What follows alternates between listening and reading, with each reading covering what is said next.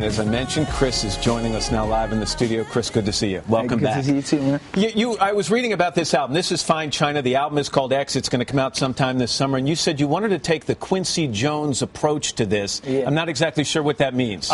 Well, when we composed the album and put it together, I wanted to put, a lot of producers and a lot of writers in the same kind of place and have like a camp. So it's like a camaraderie and a chemistry between everybody. So it naturally flows easier in the studio like that, and everybody's energy, they can kind of be more creative.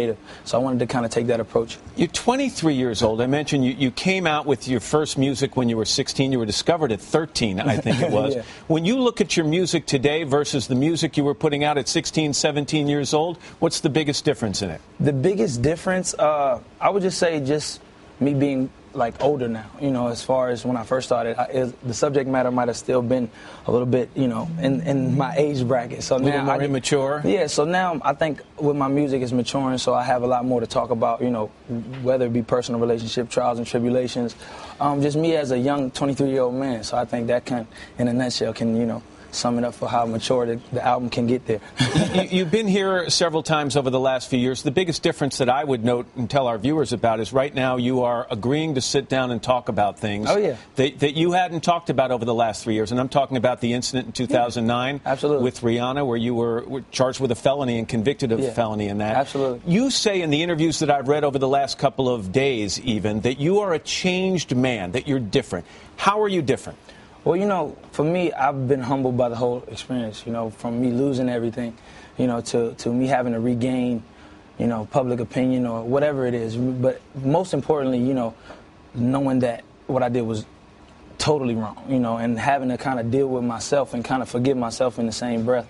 And, being able to apologize to, Rihanna, and being able to be that man that can be a man, And yet there are cynics out there. There are skeptics out there, Chris, who are going to say, well, he's a changed man because he's out there selling a new album. And image is important if he wants to sell that album. I was looking back over the last year, even the last several months. There was the fight with Frank Ocean. There was the fight with Drake. I even looked at some Instagram pictures that you posted back in December. Yeah. They weren't the most wholesome pictures. So do you understand where some people might say, I'm not sure he's changed yet. I'm going to wait and see. Let's see what he's like 6 months after this album comes out. Well, I think everybody's entitled to their opinion. For me, it's just a learning process. I have to just take it one day at a time. I can't make everybody like me. I think for my album and what I'm promoting as far as a single or whatever it is, it's just about me being positive. And everything that I'm doing with my music is hopefully to inspire the world and inspire people that, have been in my situation or even anybody who's trying to learn from me, I was reading some headlines over the weekend online that said that you were either off with Rihanna or still on with Rihanna. First of all,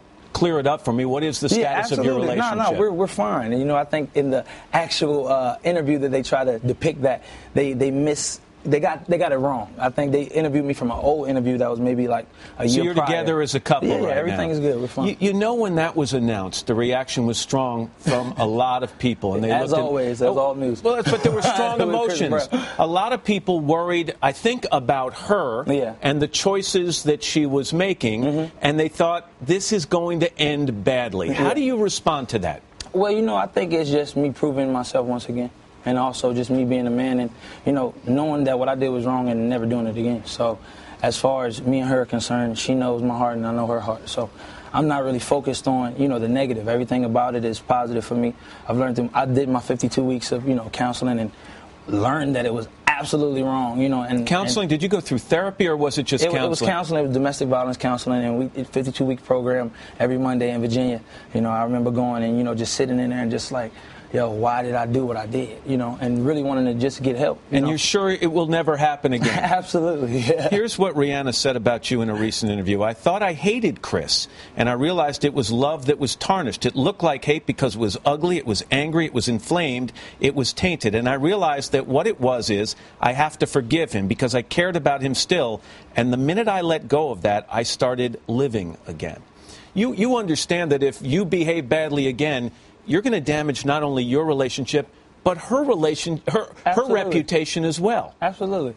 So that's why I'm moving forward, positive. People in this country, it seems, they love to build someone up. And bring them down. And then they enjoy standing on the sidelines and watching as someone goes down. But it's also been said people like comeback stories. Absolutely. Do you think that the people who have been your harshest critics have it in their hearts to give you a chance at a comeback? I think for me, it's about proving myself to my fans. And I think my fans have been the #1 support for me. So I think, the naysayers are going to have their opinions.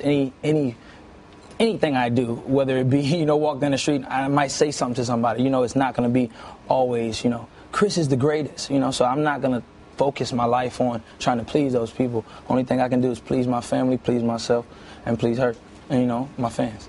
Chris, I appreciate you sitting down. It's nice to see you again. Thank you, brother. And you can check out Chris's new video in its entirety on today.com. Now, that's going to be up there a little later this morning. Savannah?